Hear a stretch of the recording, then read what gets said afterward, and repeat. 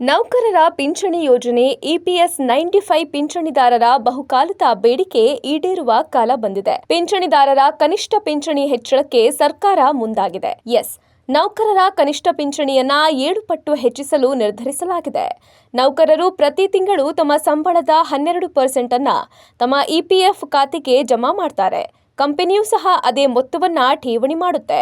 ಇದರಲ್ಲಿ ಕಂಪನಿಯ ಪಾಲನ್ನ ಇಪಿಎಸ್ನಲ್ಲಿ ನಿವೃತ್ತಿಗಾಗಿ ಠೇವಣಿ ಮಾಡಲಾಗುತ್ತೆ. ಇಲ್ಲಿವರೆಗೆ ನೌಕರರ ಭವಿಷ್ಯ ನಿಧಿ ಸಂಸ್ಥೆ ಇಪಿಎಸ್ 95 ಪಿಂಚಣಿದಾರರಿಗೆ ನೀಡ್ತಾ ಇದ್ದ ಕನಿಷ್ಠ ಮಾಸಿಕ ಪಿಂಚಣಿ 1,000 ರೂಪಾಯಿ ಆಗಿತ್ತು. ಆದ್ರೆ ಇನ್ಮುಂದೆ ಈ ಪಿಂಚಣಿಯನ್ನ 7,500 ರೂಪಾಯಿಗೆ ಹೆಚ್ಚಿಸಲಾಗುತ್ತೆ. ಈ ಯೋಜನೆಗೆ ಸಂಬಂಧಿಸಿದ ಎಲ್ಲಾ ವ್ಯವಸ್ಥೆಗಳನ್ನ ಇಪಿಎಫ್ಒ ಈಗಾಗಲೇ ಪೂರೈಸಿದ್ದು, ಶೀಘ್ರದಲ್ಲೇ ಅದರ ಅನುಮೋದನೆಗಾಗಿ ಸರ್ಕಾರಕ್ಕೆ ಕಳಿಸಲಾಗುತ್ತೆ. ಖಾಸಗಿ ವಲಯದ ಉದ್ಯೋಗಿಗಳಿಗೆ ಇದು ಹೆಚ್ಚು ಲಾಭದಾಯಕವಾಗಿದ್ದು, ನಿವೃತ್ತಿಯ ನಂತರ ತಮ್ಮ ಭವಿಷ್ಯದ ಬಗ್ಗೆ ಚಿಂತಿತರಾಗಿರುವ ಎಲ್ಲ ನೌಕರರಿಗೆ ಈ ವ್ಯವಸ್ಥೆ ನೆರವಾಗಲಿದೆ.